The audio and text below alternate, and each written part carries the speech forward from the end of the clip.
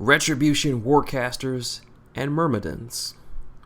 Having only recently devoted their energies to open war, the Retribution does not have the same experience identifying and training warcasters as the human armies do. Fortunately, House Shiel and House Nayar have effective systems in place for training such individuals. The techniques they employed has been passed down to the Shivash Stronghold, the Retribution's main training base in Israel. The Retribution considers it a top priority to expand its Warcaster assets as quickly as possible. The exact authority of Warcasters is less clearly defined in the Retribution than it is in human armies. A Warcaster may not always have complete control over a given force, although in practice, they are usually afforded more operational oversight. The importance of a Warcaster's battle magic and control of precious Myrmidons means they always have a central role of any given battle. The most common source of tension comes from Dawnguard officers who may be slower to answer the commands of Mage Hunter Warcasters.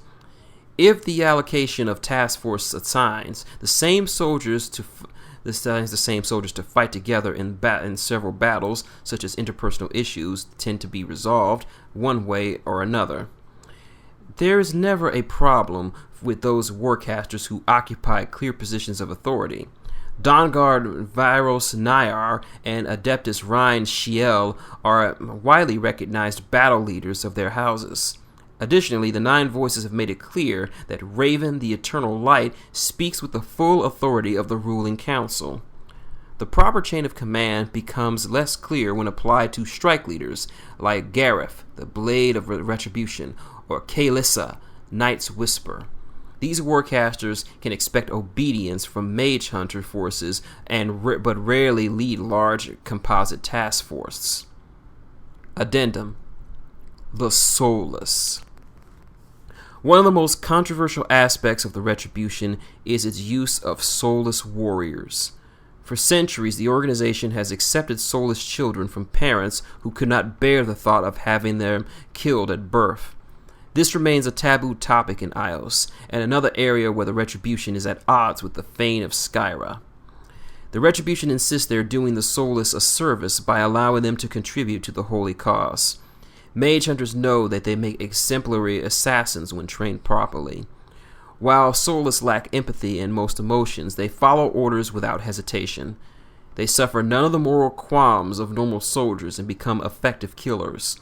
A special branch of the Savage Stronghold handles their upbringing and training, indoctrinating them with a special code of behavior intended to substitute for a missing conscience. The Retribution has discovered supernatural side effects of employing soulless. These individuals have an unusual impact on the magic in their vicinity, which can be used both as a weapon and defense.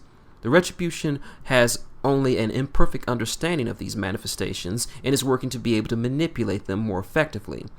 For the time being, it is not uncommon for soulless accompany units assigned to important tasks in order to help divert hostile magic by sacrificing themselves.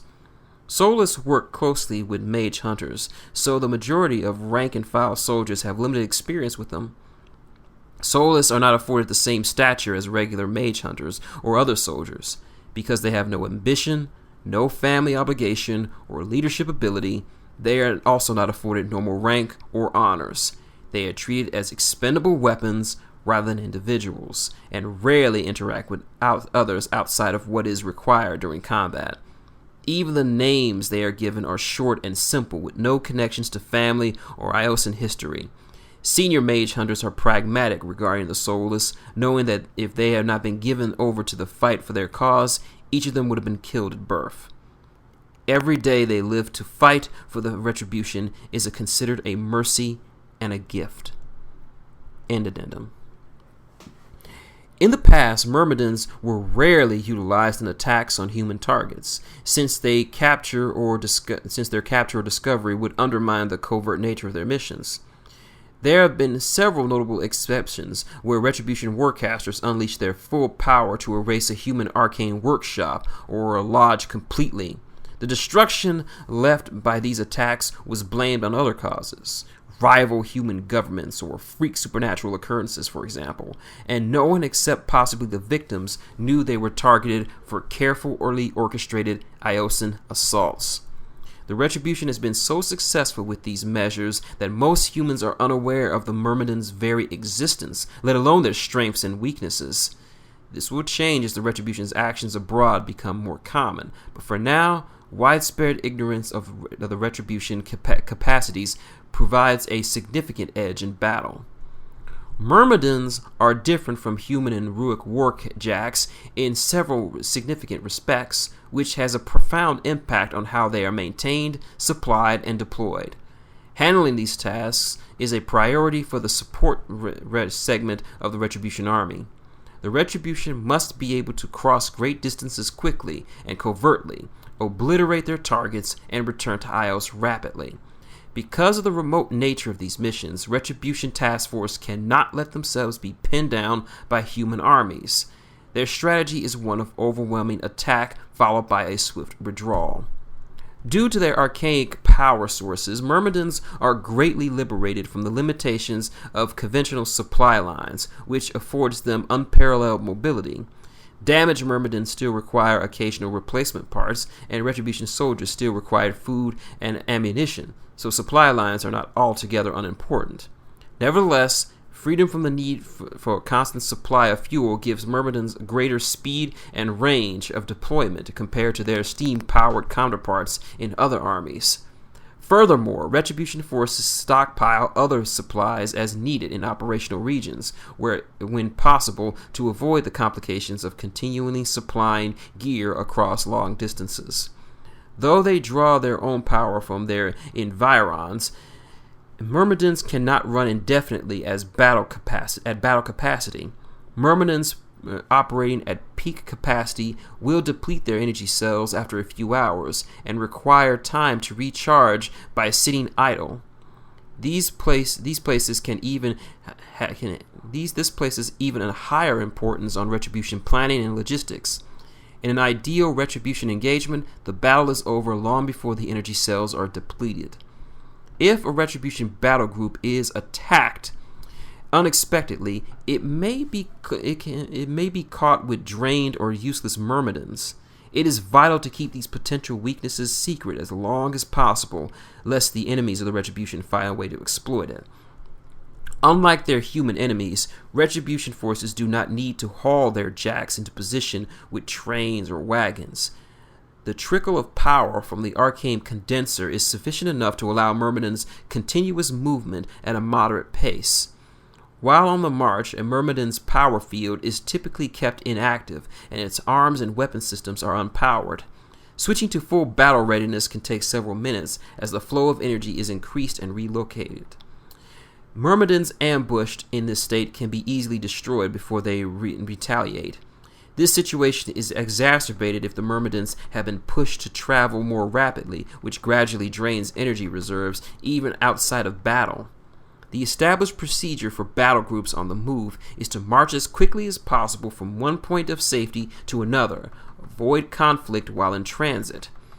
At each safe point, Myrmidons are kept idle long enough to recharge before the force pushes onto another mustering point near the operational objective.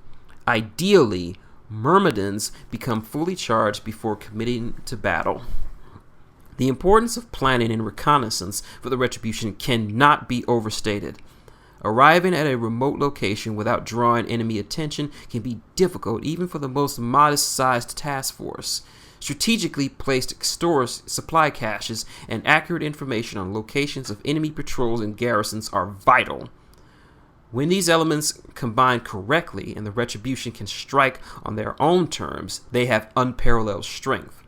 When they are caught by surprise or forced into a protracted engagement, on the other hand, the weaknesses of their systems make them far more vulnerable. Myrmidons are a limited and precious resource, and sometimes a warcaster must do what they must is available. Requests by warcasters for additional Myrmidon support within an army is fulfilled based on ever-changing priorities.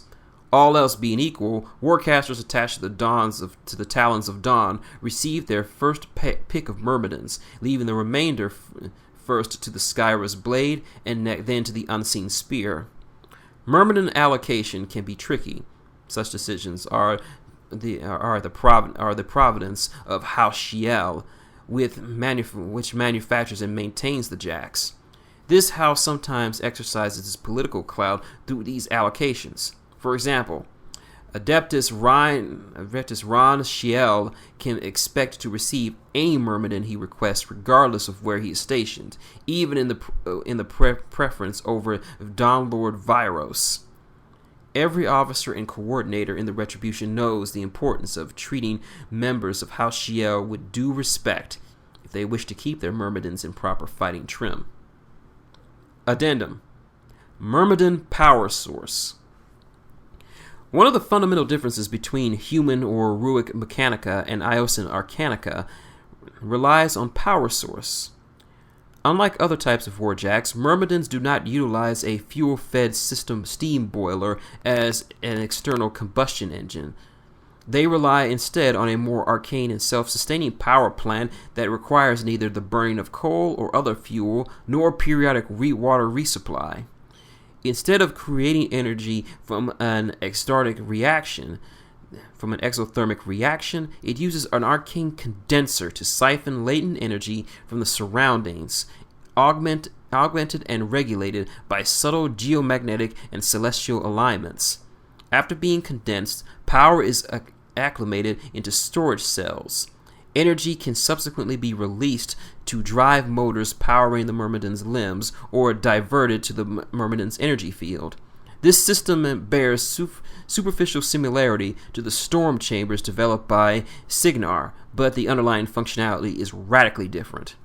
To human Mechanica understanding, it appears as if these energies creating power from nothing, but the truth is both less miraculous and considerably more complicated. It is technically possible to deprive a Myrmidon of power by insulating it entirely from its surroundings, but in practice this rarely happens. The arcane power source allows several related technologies, including the use of strong protective fields that can deflect incoming attacks, as well as a power energy-based weapon. Accordingly, most Myrmidons do not require ammunition, but are also unable to fire when these systems are severely damaged.